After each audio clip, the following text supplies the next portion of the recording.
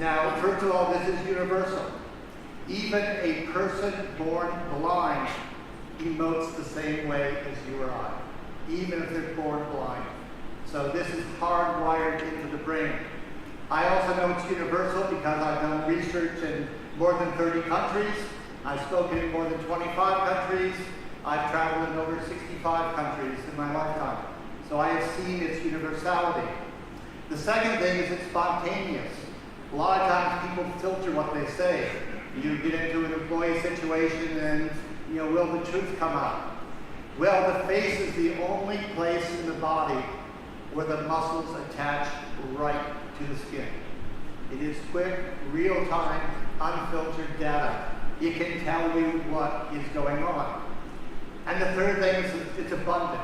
Human beings have more facial muscles than any other species on the planet, zebras or otherwise. And here in Romania, of course, emotions are quite abundant. I am thinking of Helene Nastasi. I am thinking of Simona Halep, so on and so forth. I also lived in Italy as a boy for 2 years. Italians have a lot of emotions. And if they make this gesture while driving, it does not mean I love you. It's something quite different. So facial coding is starting to get quite well known. When I began with it, it was just in academia, mostly used in psychology counseling. The show Lie to Me, Blink by Malcolm Gladwell, the movie from Pixar, Inside Out, all of this made it certainly more famous.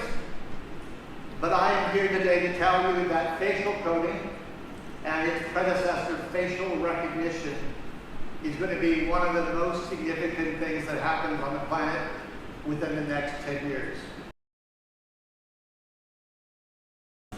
Well, I'm a realist, but I'm also an optimist. I know those two don't go together very easily sometimes. So yes, there are people that you may just not be able to change. But what's so important is that people, go back to what I said earlier, people want to feel good about themselves, and they want to feel like they have allies, people who will support them, who will defend them.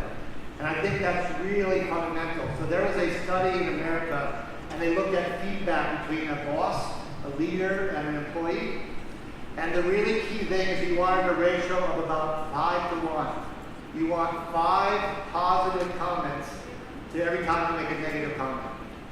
So you're giving them hope and belief they can be better, but you can't, on the other hand, go all the way out to like 8 to 1. Because by the time you get around to making everything sound nice, you don't have any credibility anymore. Because it can't all be perfect. They must make some errors, there must be some issues, some problems.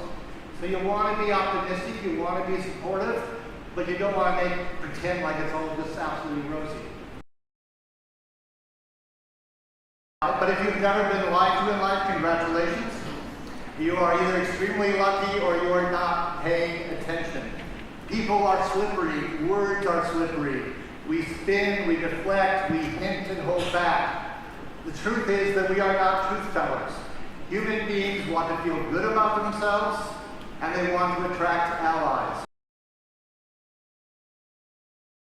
So, speaking of truth, I believe that in business there are 2 currencies. And yes, one of them is money, but the other one is emotions. And just as in regard to money, we want to keep track of our receipts, our revenue, we want to keep track of our expenses, I believe you could and should, and in fact you can, keep track of emotions. Now you can't simply do that by asking people. I've just played for you the radio commercial. Words are slippery. Your boss says to you, am I a good leader? You say, yes, you're a wonderful leader. You get the promotion, you get the bonus. You cannot count on words alone to tell you what is going on. And one of the lies about emotions is that they're noisy, they're messy, you can't understand them. They have no system to them. But they do. If you are an artist, you have a color wheel. If you are a psychologist, you can use an emotion wheel. So some things are pretty obvious. Joy is the strongest form of happiness. The opposite is sadness. Maybe a little more complicated, anger and fear are opposites. With anger, I approach, I want to make progress. I will hit, I will break through barriers. If I am afraid, I will freeze. One of the problems with fear is it's hard to communicate. You don't say what's really going on for you, and you don't hear very well what someone else is saying to you because you are frightened. Even more intriguing, I think, we often say that trust is the emotion of business.